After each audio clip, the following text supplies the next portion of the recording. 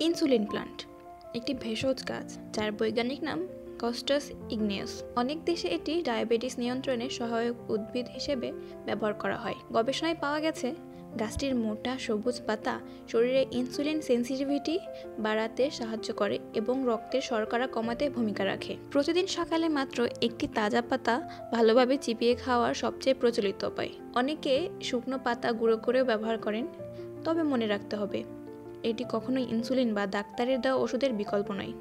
গাছটি চাষ করা অত্যন্ত সহজ। হালকা রোদ, ঝুরঝুরে মাটি আর মাঝারি পানি দিলেই দ্রুত বাড়ে। মাসে একবার কম্পোস্ট বা ভার্মিং কম্পোস্ট দিলেই ভালো থাকে। তবে ব্যবহার শুরুর আগে কিছু বিষয় জানা জরুরি। যদি আপনি ডায়াবেটিসের ওষুধ খান তাহলে ইনসুলিন প্লান্ট রক্তের শর্করা আরও কমিয়ে দিতে পারে, তাই নিয়মিত ব্যবহার করার আগে অবশ্যই ডাক্তার বা বিশেষজ্ঞের পরামর্শ প্রয়োজন।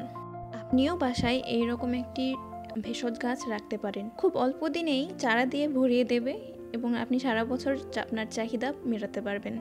লোকাল নার্সারি থেকে সংগ্রহ করুন এই ধরনের গাছ।